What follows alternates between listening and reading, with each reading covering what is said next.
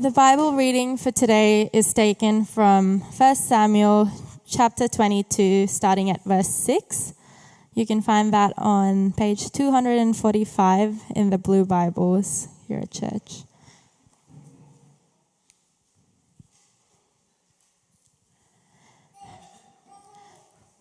Now Saul heard that David was discovered, and the men who were with him.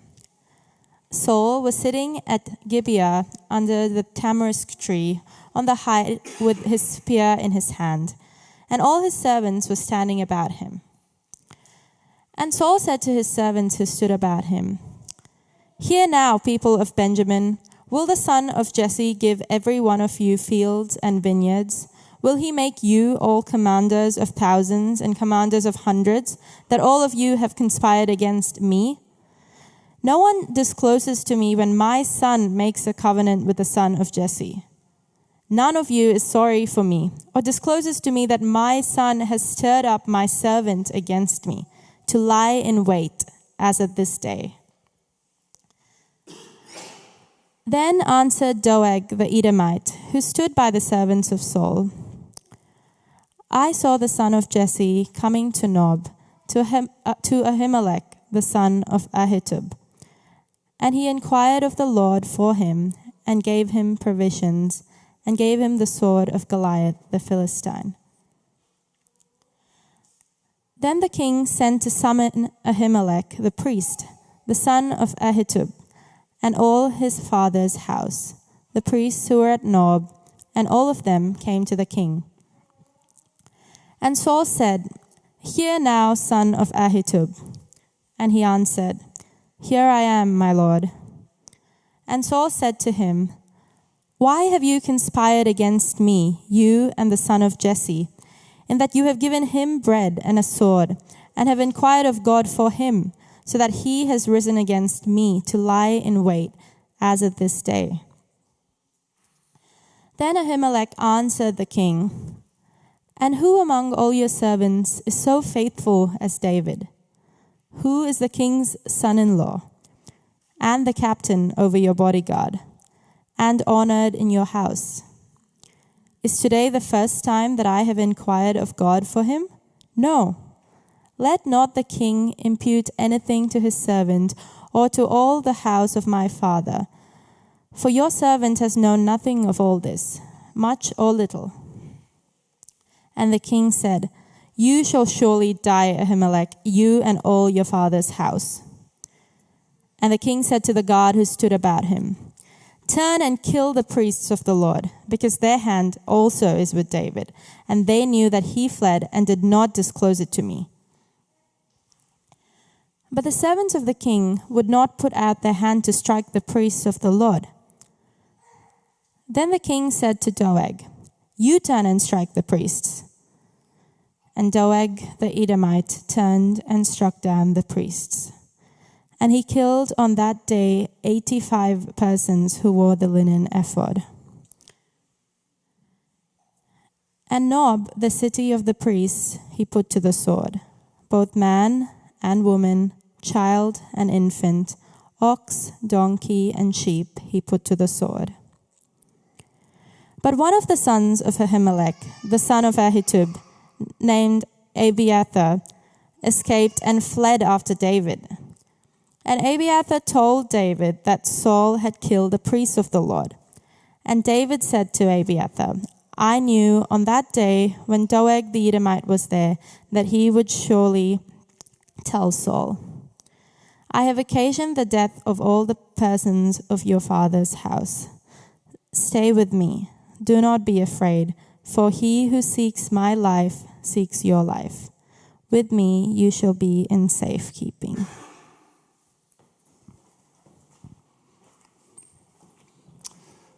Thanks, Beck. Well, Reece is my name, and I'm the pastor here at Proclaim. It's great to be with you and to open up God's Word with you. Please keep your Bibles open there in 1 Samuel 22. That's where we're going to be today. Today is the last sermon for a little while in this book. We're going to finish 1 Samuel this year, but we're going to finish it in term 4. And so for now, we're going to after today, we're going to put the series on pause for Easter, a couple of one-off sermons in the school holidays, and then we're going to go into the New Testament book of James for term 2. I hope you've enjoyed, though, going through this book. We've actually come quite a long way when you go back to chapter 1, where we were last year. We were introduced to Samuel the prophet. He was a little lad then. When we were introduced to Samuel, this little lad, compared to where we are today with King Saul and David, we've come a long way. Back in 1 Samuel 1, we saw that Israel's leaders were corrupt. They needed guidance and direction and safety. So the Lord raised up the prophet Samuel for them.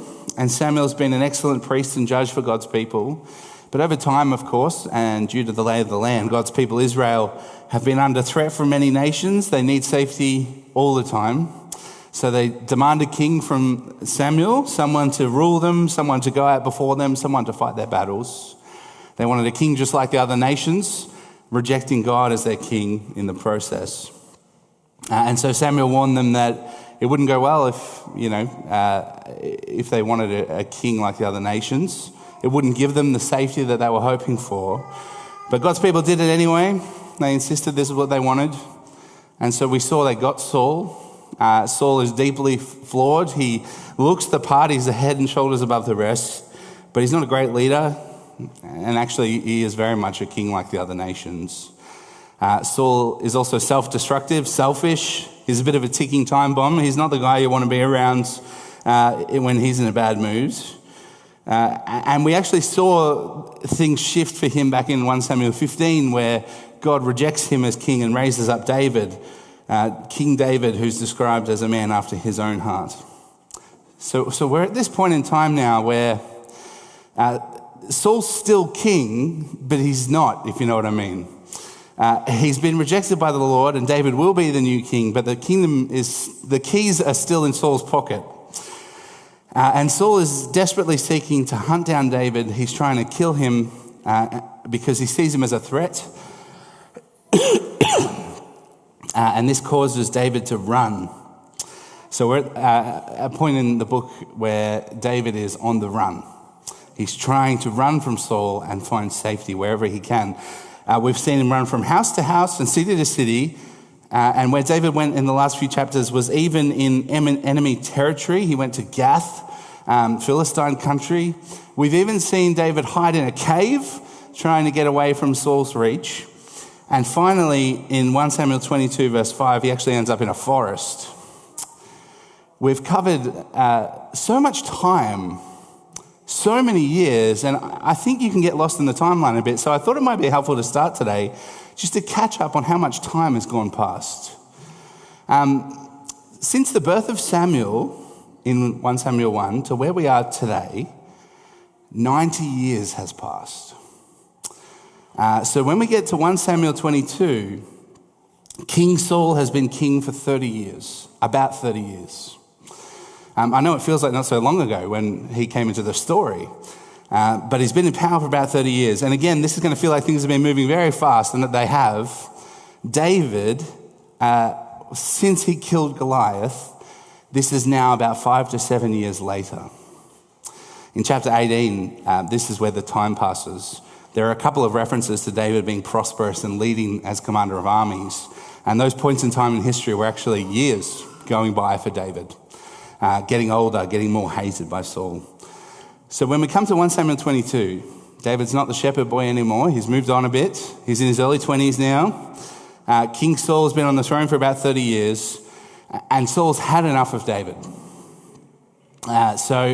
It's been a long time of David's name being built up more than Saul's name, and he wants Saul gone.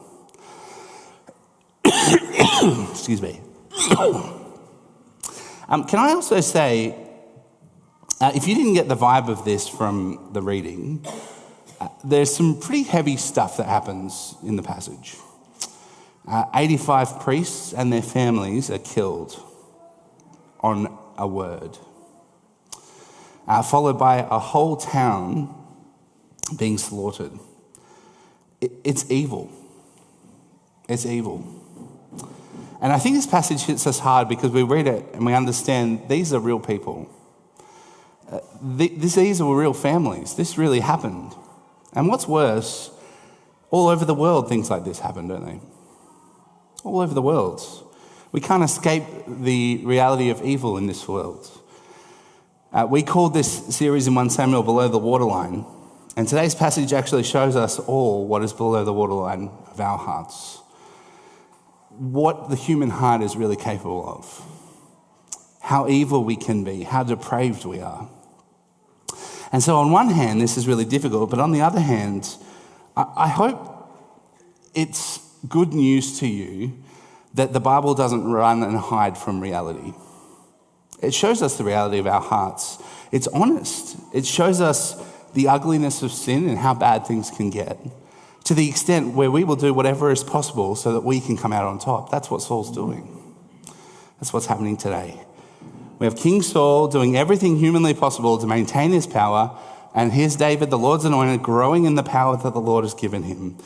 There's two kings, two ways to treat priests. There's David, the shepherd king, the one who stood as Israel's champion and truly represents God's people. We have Saul, the king who is meant to lead God's people but opposes the Lord himself. And in the Bible, we see contrasts like this all the time.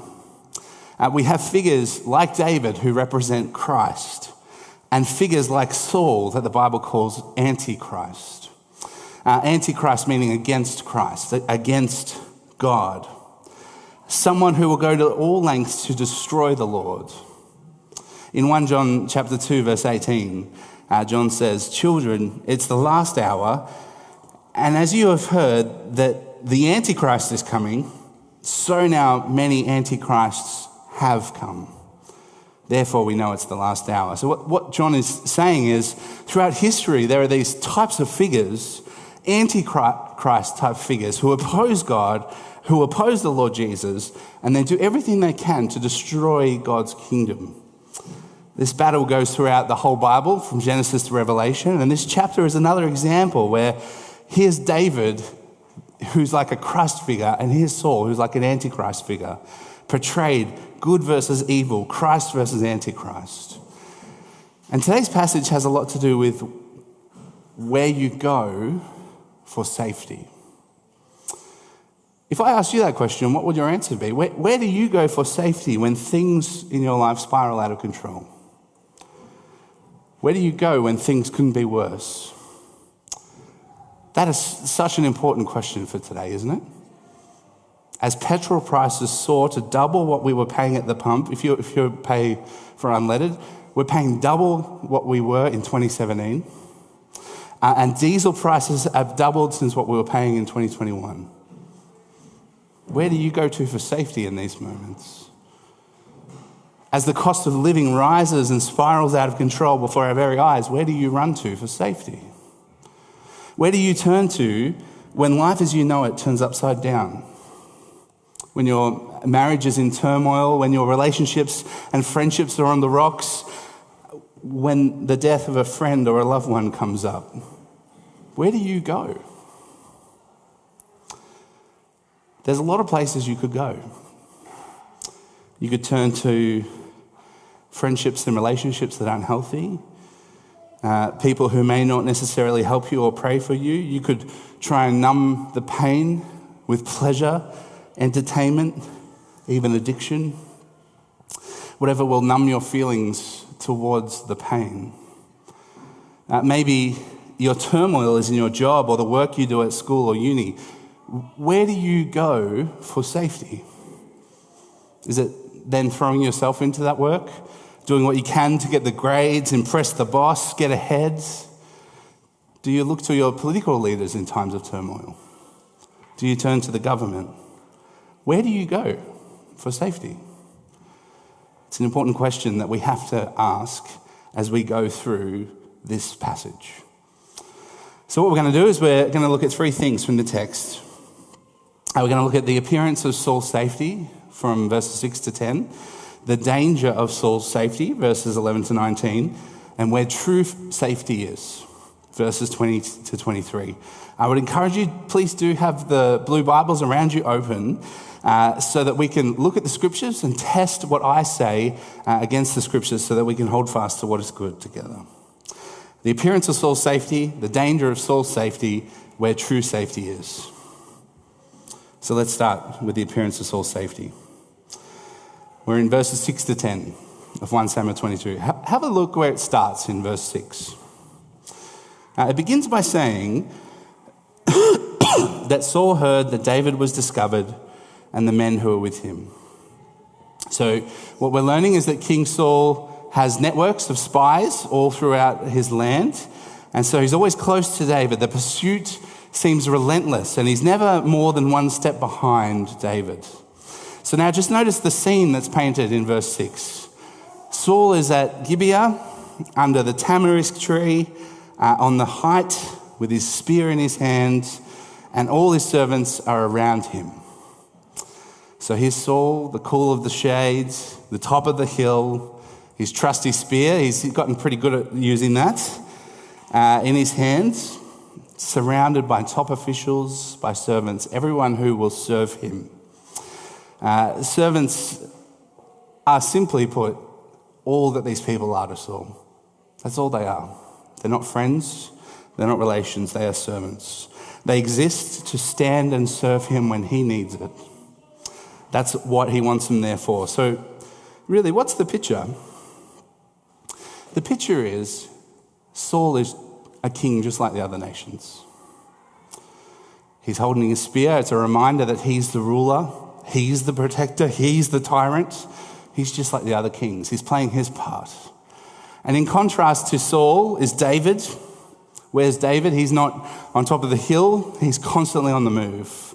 He's hiding in caves. He's hiding in forests. He's taking his parents to Moab, hiding anywhere that Saul isn't. And Saul is showing the appearance of safety. He has servants around him. He's got his spear in his hand.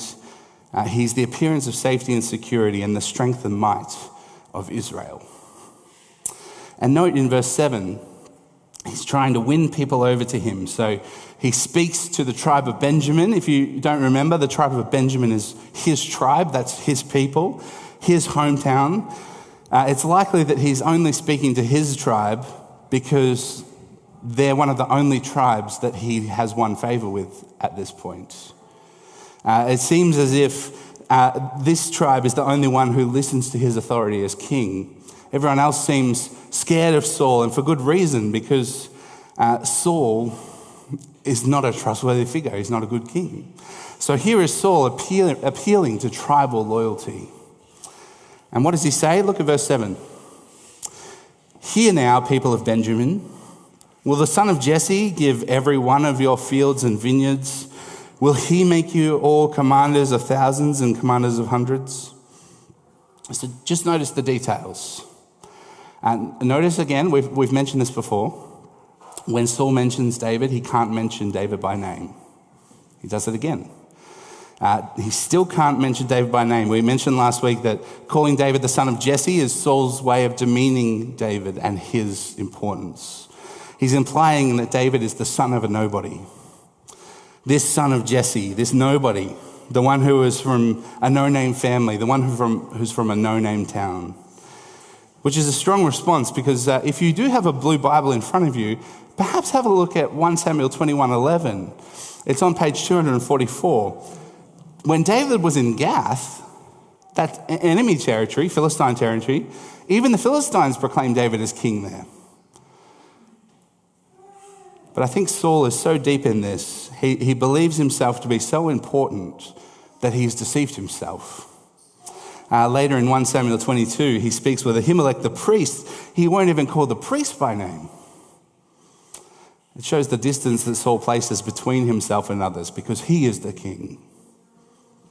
He even places himself as God. He's showing that he thinks too highly of himself and will not address anyone else by name. Secondly, look at the questions that Saul gives to the Benjamites. Will the son of Jesse give you the fields and vineyards like me? Will he make you commanders and generals like me? Will this son of Jesse give you what I have given you? He's reminding the tribe of Benjamin that his safety comes at a cost. The things that Saul gives them are at a cost of loyalty. And of course, the irony of these questions is that the things that Saul threatens to take away are the same things that Samuel told God's people they would lose in chapter 8 when they got a king. So in these questions, Saul is showing that he really is the king they asked for. He's appealing to their loyalty because he can't appeal to his morality. He can't appeal to his character. He can't appeal to his own integrity. Because everyone knows he doesn't have a good reason for hunting David. Then in verse 8, things get very selfish. I'm going to read verse 8. Look how many times Saul references himself. He says, "All of you have conspired against me. No one discloses to me when my son makes a covenant with the son of Jesse. None of you are sorry for me or discloses to me that my son has stirred up my servant against me to lie in wait as at this day." Did you see how many times he talked about himself? 8 times. Me, me, me, me, me, me, me, me. Saul believes he's the most important person in the world. He's gripped by selfishness, by self-pity, by fear, and he's created this narrative in his mind that everyone's coming to get him. The weirdest part about that is, if anyone's coming to get someone, it's Saul, right? And he's so paranoid that he thinks everyone's coming to get him, but he's the one who's coming to get David. Saul even accuses Jonathan of turning David against him. You'd think it was the other way around, wouldn't you? But Saul actually believes that Jonathan is now behind this and has turned David against him. That is what happens to paranoid people living in sin, isn't it? They want to hide and justify what they're doing and warp the reality that everyone is out to get them. Everyone is a threat. And I just wonder, what does that look like for you today? Sin can warp your reality, can't it? Are you wanting power and success to the point where you will do whatever you can to get it? Are you wanting to twist the narrative so that you look like the best person? Are you wanting that one person all to yourself, that one relationship that you know will just fix it all? Is it an addiction to something? If anything gets in the way of that thing, are they now a threat to you? Is there something in your life that you run to that has an appearance of safety but actually has the power to ruin you? And you don't want anyone to know about this to the point where you become paranoid. Can I encourage you to take that seriously today? It's never too late to bring that to the feet of Jesus. I also want you to notice that in Saul's paranoia, we have a familiar figure from last week step into the story. Doeg the Edomite. If you remember last week, we mentioned him in chapter 21, verse 7. He was like a figure in the shadows, and we kind of pointed him out. His Hebrew name sounds like worry, and we kind of went, oh, well, we should be worried about him. We're going to find out why today. Notice that Doeg is an Edomite. An Edomite is not an Israelite. It's not someone who belongs to God's people. Doeg the Edomite is a descendant of Esau who have been enemies of Israel in the past. And we find out in chapter 21, verse 7, this man is the chief of Saul's herdsmen. He's the chief spy for Saul. And you know it's not going to end well when Saul, the king of Israel, his chief man is not from Israel. These things we are supposed to notice. So it should not surprise us at all that in verses 9 and 10, Doeg the Edomite, Saul's chief spy, is spreading fear and paranoia into Saul's heart. He tells him, I've seen David. I've seen him. You want to know where he was? I know exactly where he was. I know who he was with. I know what he got. He sees an opportunity to get in closer to Saul, and he takes that. So here's Saul, the appearance of safety. Tim Chester puts it this way. He writes, Saul is seated, spear in hand, appearing like a Gentile king with Gentile armor, and the only person who is loyal to him is a Gentile. He has become a king like those of the nations, the king God had warned his people about, and the king they had nevertheless asked for. There's Saul, the appearance of safety. Let's look at the danger of Saul's safety from verses 11 to 19. So the scene shifts now. In verse 11, King Saul has Ahimelech the priest and all of his father's house summoned to him. The scene shift is deliberate, I think. It's a change of setting. This hill that had the appearance of safety is about to become much more dangerous than ever before. So in verse 12, Saul becomes judge. He puts Ahimelech the priest on trial. Saul doesn't use Ahimelech's name again. He demeans him. He calls him the son of Ahitub, as we mentioned before. But also, Ahimelech gives a bit of that back to him. So notice Ahimelech doesn't call Saul king. Interesting. He calls him my lord. I think that's a subtle hint as to the side that Ahimelech's on. He knows who Saul is. He knows who the true king should be. And then Saul lays the charges out for Ahimelech. Verse 13, why have you conspired against me? You and the son of Jesse, in that you have given him bread and a sword and have inquired of God for him, so that he has risen against me to lie in wait as at this day. I want you just to remember, we actually looked at this last week in chapter 21. When David came to Ahimelech, do you remember David lied? He actually lied and said, the king charged me with a matter. He mentions he's on king's business in chapter 21. So what is Ahimelech meant to do here? What is Ahimelech meant to believe? Because what Saul charges him with is that he's conspiring against him. Saul brings this charge against Ahimelech, and so in his response, I think Ahimelech responds quite well. In verses 14 and 15, he gives a defense of his dealings with David. So in verse 14, he calls David Saul's servant. He's your servant. He calls David faithful to Saul. He mentions that David is married to Saul's daughter. He's the king's son-in-law. He's the captain of Saul's bodyguard, or at least he used to be, mentioning that David was put in charge of armies by Saul himself. And he mentions that David has been honored in Saul's home. So what's the problem? What's Ahimelech doing? He's presuming that David was telling the truth about being about the king's business when he showed up in the last chapter. And he's tying the way he's treated David to being faithful to Saul. So, King Saul, you're accusing me of conspiring against you, but all I've done is look after your faithful servant, your son-in-law, your bodyguard, your honored guest. And in verse 15, he's saying, Saul, David's your guy. I don't know what the problem is. What's the problem?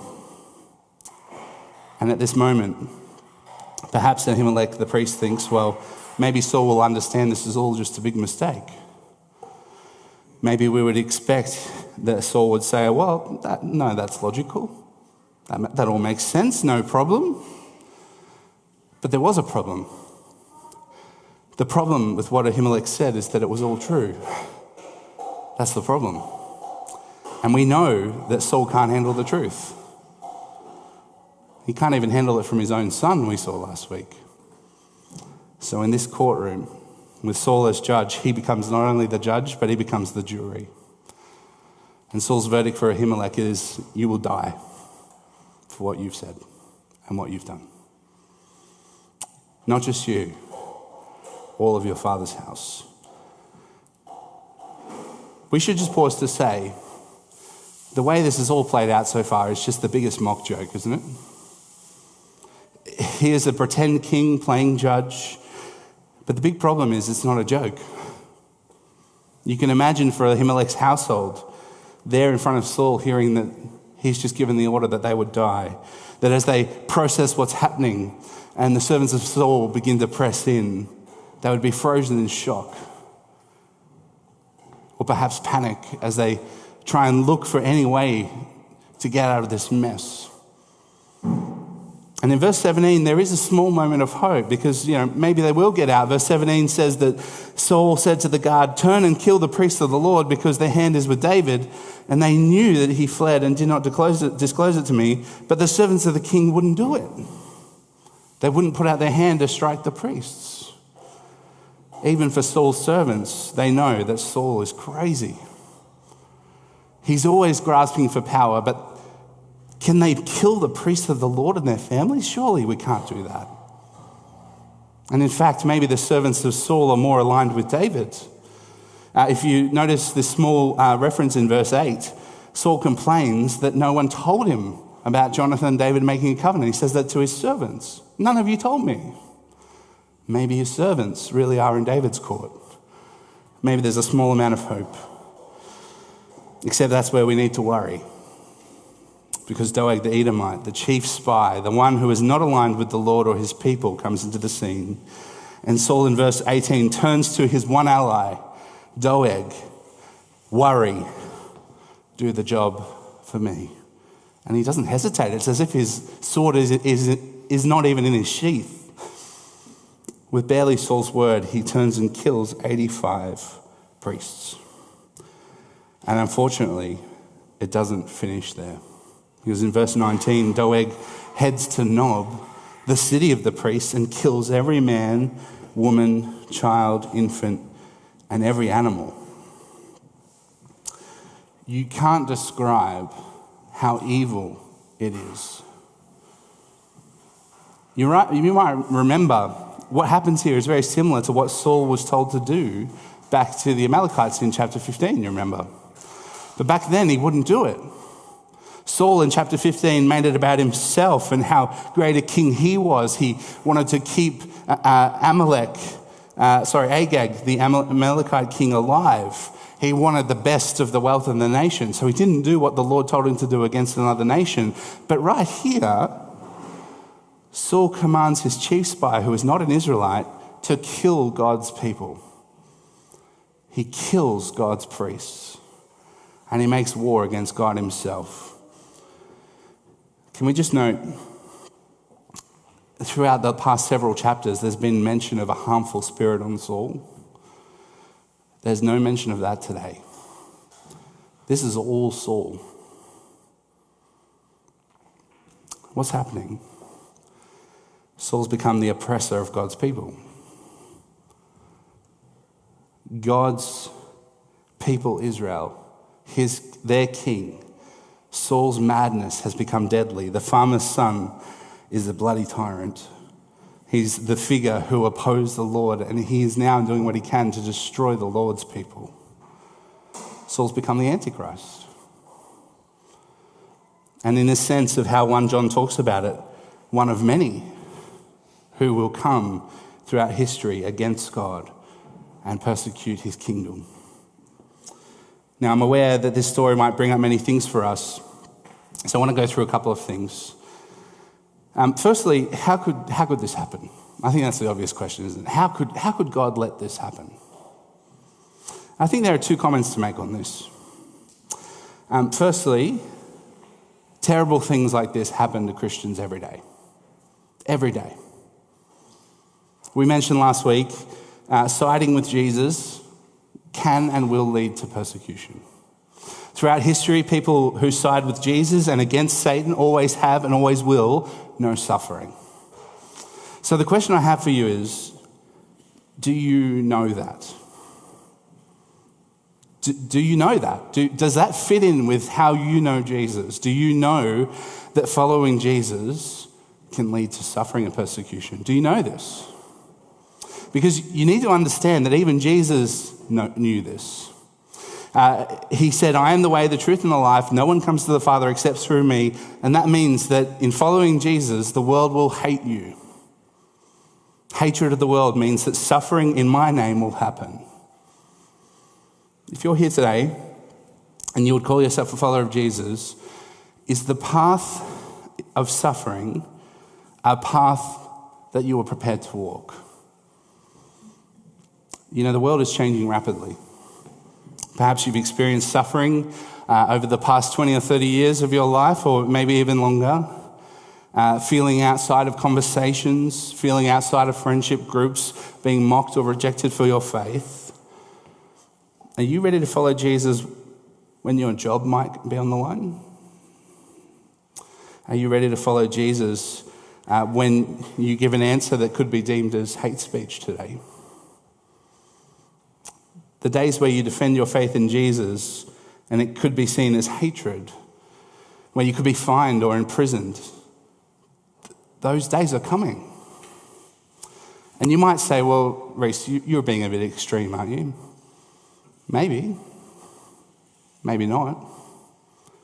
One thing I know for sure is that history shows that Christians suffer in every century.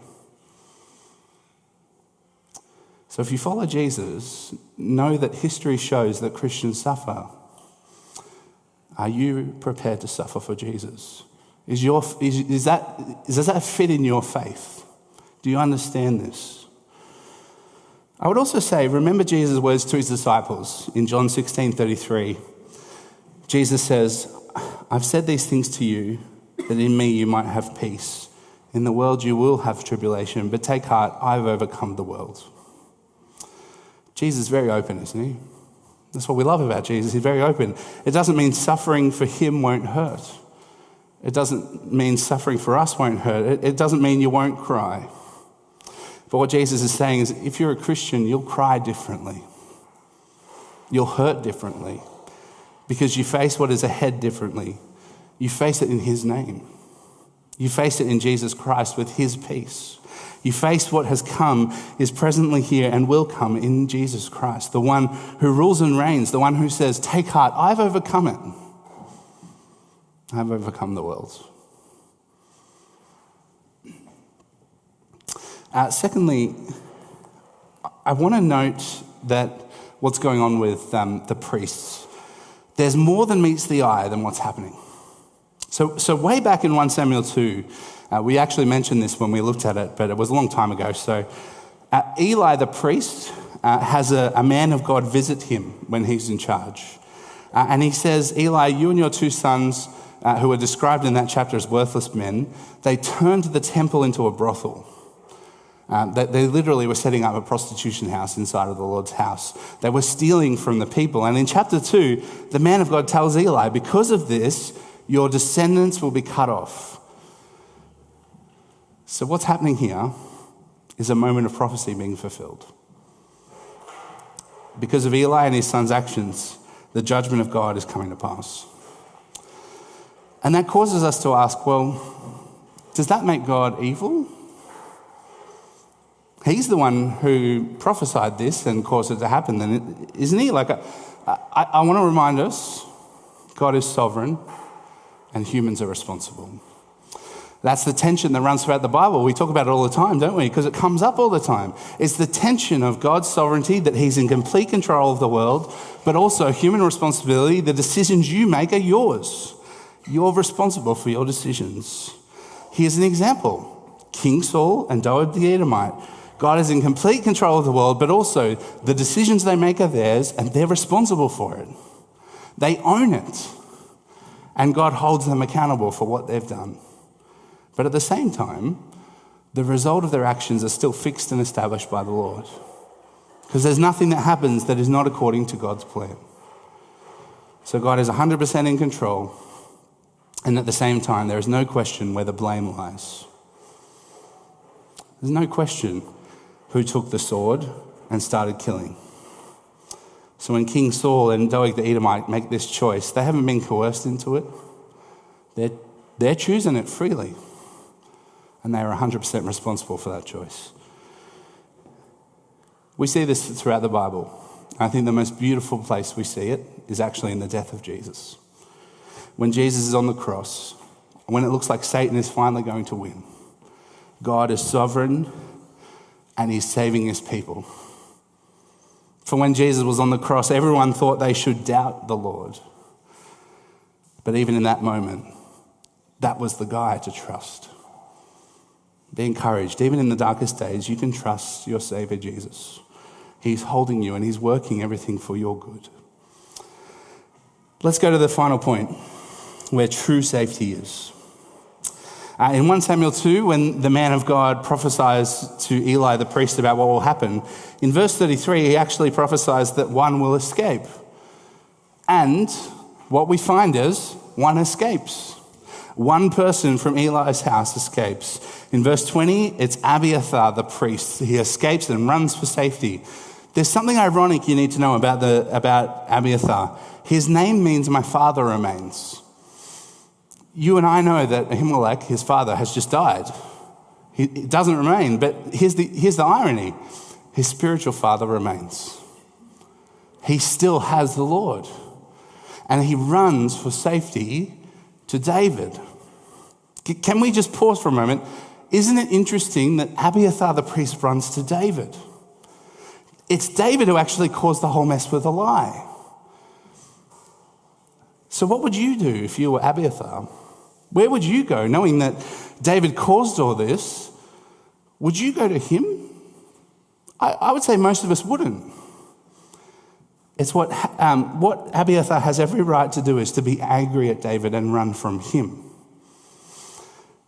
But isn't it interesting that in his need, he runs to David? Somehow Abiathar knows, in the midst of all that's going on, he knows that being with David is the one place he can run to find safety. That David is the person he can run to find rest in his time of need. Something else to notice is that Saul has killed all the priests. Now there's only one. And that one runs from Saul to David. It's a sign of where God is, isn't it? It's a sign of God's hands. God's hand is not with Saul. Saul has massacred the Lord's priests. And now God's hand is with David. That's where the priest is. That's where the Lord is. And David is honest with Abiathar in verses 22 and 23. He says, I knew on that day when Doeg the Edomite was there that he would surely tell Saul, I have occasioned the death of all the persons of your father's house. Stay with me. Do not be afraid, for he who seeks my life seeks your life. With me, you'll be safe. You shall be in safekeeping. David owns it. He owns up to his mistakes. Abiathar, it's on me what happened. I'm so sorry. But then he says, but stay. Stay with me. We have a common enemy in King Saul now, and while you're with me, you will find rest. You'll be safe. David's words are so different from Saul, aren't they? Look at Saul's words in verse 16 to Ahimelech. You're going to die. That's what he said. You're going to die. In verse 23, David's words to Abiathar are, with me, you'll be safe. Ahimelech finds death with Saul's safety, and Abiathar finds life in David's. If you're here today, perhaps you're new to church, or you've come today from a different religion, and maybe you're curious about Christianity, you need to know that what we see from Saul and David is the same message we find in the gospel. It's good news. And the good news of Jesus is that through his life, death, and resurrection, you can find rest and safety eternally. Without Jesus, there is death, and with him, there is eternal life and safety. Sometimes we like to try and think about stories like what we've heard today, and we ask the question, I wonder who I am in the story. I always warn people, you probably don't want to know who you are in the story. It's a dangerous question to ask because almost always we're not the hero. And in fact, more than ever, I think if we asked who we are in the story, we wouldn't like the answer to this one. Because we like to think we can live our own lives, we can make our own decisions, and we can make choices with no consequences. We like to think we can place ourselves in the seat of the judge and make decisions that we hope no one will keep us accountable to. Often our choices benefit us, our hopes, our dreams, our happiness, living however we want, making our own way. And who is that in the story? Is that who you want to be? You need to know that in Jesus, there is safety and there is refuge for your soul. Your heart's longing can be met in Jesus. And in the story today, we saw Abiathar the priest who lost his whole family, his hometown, everything he had, And at the end of the story, he found life and safety running to the Lord's anointed. In the first point, we mentioned that King Saul looked safe. I think we often think that in the world we will find safety. I'm also aware that in that point, I've already mentioned that for Abiathar the priest, he knew that David was the cause of what happened to his whole family. But where does he run to? David. And you need to know that though running to Jesus might seem unsafe, it's the safest place you can be. You can find life and safety in running to Jesus. He went to the cross, he bled and died for you so that you could find rest in him eternally. Would you turn and trust in Jesus today? I promise if you do, you will find rest that your soul is longing for. You will find protection. You will find safety because Jesus died the death you deserve and offers you his life. And in this chapter, we see something really significant about David. Not only is Saul losing support and David's gaining support, David's the true king. At the start and at the end of the chapter, we see people running to David for safety. David is the king who fights for his people. But notice two other significant things. In verse 5, we didn't look at verse 5 today, but you can see in verse 5 of chapter 22, David has a prophet with him. This prophet is going to speak the words of the Lord. Now, at the end of the chapter, verses 20 to 23, David not only has a prophet, he has a priest. A priest who will mediate on his behalf, who will sacrifice for sin and who will teach David the ways of the Lord. And for the rest of David's life, as king, he will always have a prophet and a priest with him. Do you know that today, you have, if you trust in Jesus, you have even better than what David has? In Jesus Christ, you have Jesus the prophet, Jesus the priest, and Jesus the king, all in one. As prophet, Jesus speaks the words of the Lord. He is God. As priest, Jesus mediates on your behalf. He sacrificed himself for your sin, and he teaches you to be more like him. And as king, Jesus fights for you eternally. If you're a Christian, may that encourage your heart today. Jesus advocates for you. He fights for you. He's taking your sin. He's transforming you more to his image and likeness, and he's with you. And if you are new to faith, is that what you long for? Someone to fight for you?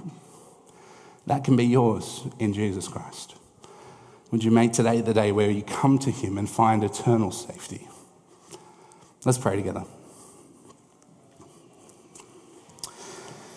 Father, thank you for this chapter. May we continue to see Jesus clearly in every page of the Bible. And may we be encouraged today that you are our safety. Thank you that you advocate for us, you've taken our sin, and you fight for us. Lord, where our hearts doubt you because of what we have faced or facing currently or will face in the future, and the pressures are real and the sorrow hurts, help us to see through it, to see the joy that faces us on the other side, and to see that you are ruling and reigning, and we will be with you forever one day. Prepare us to suffer for your sake. Thank you for the joy and peace you give that nothing in this world can take away. Lord, help us to trust in and keep trusting Jesus. We pray this for our sake and your glory. Amen.